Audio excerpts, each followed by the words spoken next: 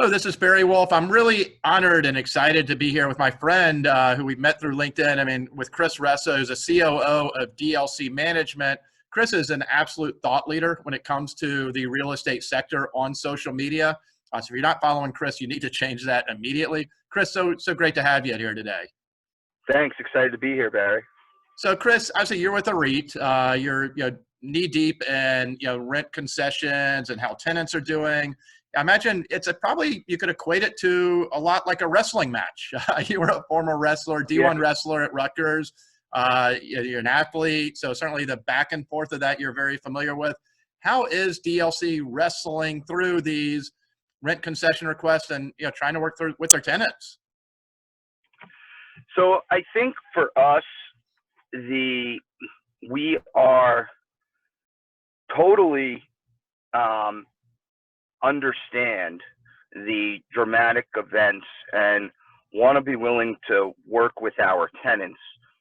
I think the thing that I struggle with the most is that the trying to isolate this as a black swan event, and which it is obviously, but not think about the totality of circumstances.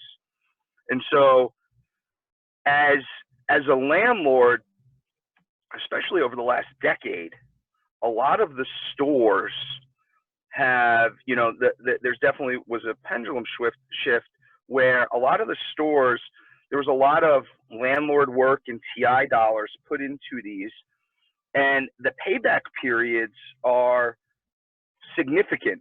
And so to just totally discount that and not put that, in a place where part of the return that we were getting or trying to get to is based, not part of the return is based on the rent that's coming in. So if you have to defer that, it totally changes the economics of that.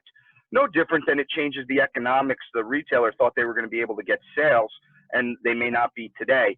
But so that all needs to be considered, in our opinion. And I think that's the biggest struggle, is trying to get people to look at the totality of the circumstances. And there are a lot of retailers who are willing to do that. And there's some that just want to focus on this one moment in time and then move on, and maybe worry about it later. But, that is probably the biggest struggle that I have is we're willing to work with our tenants, but to look at the totality of the circumstances is important for both parties, in my opinion. I use the TI or landlord work as just an example, but there's obviously other factors that play into that. And so that's probably the biggest struggle. And you make an excellent point and you make a great point as it relates to tenant improvement dollars. That it really, I think I've seen you raise that on social media, but it has not come up a whole lot. But in reality, as you say, I mean, if you got a 10, 15-year lease with a significant investment by the landlord, those first several years, you're just paying back the TI dollars. That's not actual money in your pocket in reality. There's no profit there yet. Correct. And so that is a big rub. And, for us being in a lot of centers that we've redeveloped and we're value add and we've turned into strong centers, that it's a big challenge. And so we understand, we're empathetic. We have issues, right? We have to pay our, just like everyone else, we have to pay the mortgages and, try to work with lenders. But I think that looking at the totality of the circumstances, I understand the retailer can't ring the register. Got it. But I haven't been able to ring the register for a while from a profit perspective in some of those deals. And so we need to be able to look at those on a whole and not just in a 60-day period. Right. Great thoughts. So Chris, you're as immersed in retail as anybody in the industry. I mean, literally you eat, sleep, and breathe this stuff. I mean, you're in your car, I think literally in a parking lot of a shopping center near you right now. How does retail move forward? What's your vision? And I think we're all trying to figure this out, but what's your vision the next 30, 60, 90 days short term to broader term? How do these retailers get back moving forward, becoming profitable again? That's a critical component. What does it look like the next, balance of this year even, and your thoughts? So one of the things that I struggled with over the last 5 years is this what I'll bucket, and however you want to call it, is this experiential retailing. Yeah. And in order to grab the consumer to the property, we needed to make it experiential. And one of the things that I think, just bucketing in that was missed, is that it is not just a want. It is a need for brick and mortar stores. It is a need for brick and mortar stores because of the economics. Last mile is a real challenge economically. And there is, you take tenants, the convenience stores and the dollar stores, I don't know that we're ever going to get it to a place where it makes sense to deliver a pack of gum or a Diet Pepsi to somebody. And there is a need for that. And those are extreme examples. But I believe that it's not just there's a need in order to provide the consumer with a product or a service at a price that they perceive as a value. We need brick and mortar stores. If you're sending out 4,000 packages to 4,000 customers in 4,000 different UPS trucks is a lot more expensive to either the company or the consumer, wherever the dollars get spent, versus sending one truck to one store. And so I think at some point, people, and I think this will come to prove out that the economics of the brick and mortar store are imperative, and we need that as a country in order to, provide the value that consumers are looking for. And so we can enhance that offering by making it more experiential, but I don't want to lose sight that the economics are necessary, and it is necessary in order for us to, bring as a country the value to the consumer to have brick and mortar stores.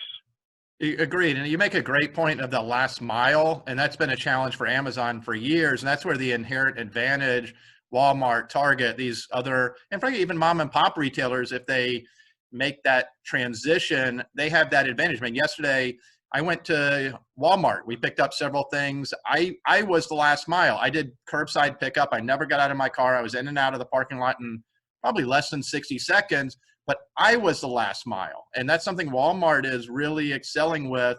I got done curbside pickup with other mom and pop retailers. I think that's something, not just the nationals, but I think the local tenants can make this transition. And it may not just be a 30, 60-day thing. It may be something that permanently they can use to be more helpful and more convenient to the consumer. Yeah, I think so. There's no doubt there's a lot of things, and there might be even everything at some point where you can get it delivered to your home and you can get it fast.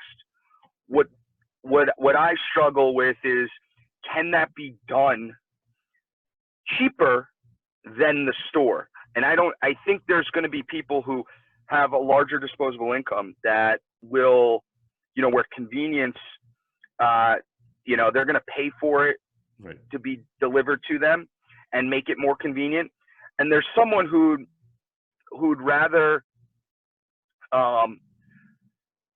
save the money and be a little less convenient in order to put those dollars back in their pocket. And so I don't think, I don't think that ever changes in the United States, that there is always going to be a large contingent of people who want to save money. And as you go into, a place where, your unemployment's significantly higher than it was 90 days ago, I think that's going to prove out to be true as well. And if you can provide the convenience, such as curbside pickup or buy online pickup in store, and create the value, that's probably the best of both worlds. And you're probably going to see that a lot more from everybody. Obviously, Walmart's excelling at it, and so is Target and some others. But I think you're going to see that more and more for sure.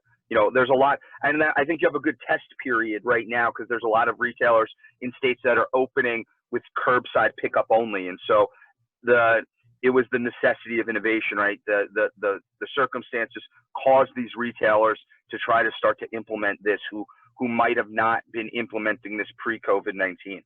Agreed. And that's a perfect example. I think that's something, as you said, they were forced to do this.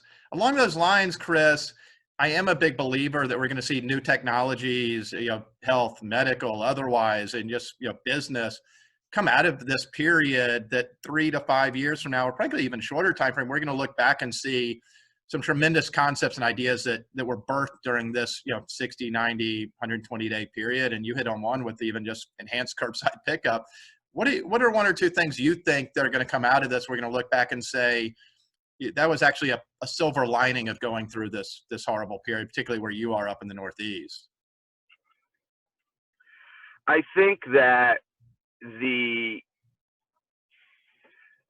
thing that the brick and mortar retailers have focused on a ton is creating a relationship with the consumer and really focusing on that relationship and making sure they stay in front of that consumer, even if they can't regularly in person connect with them at the store level. And so I think everybody, even if that wasn't a pillar previously, creating a digital relationship to communicate with the consumer so that it helps the in-store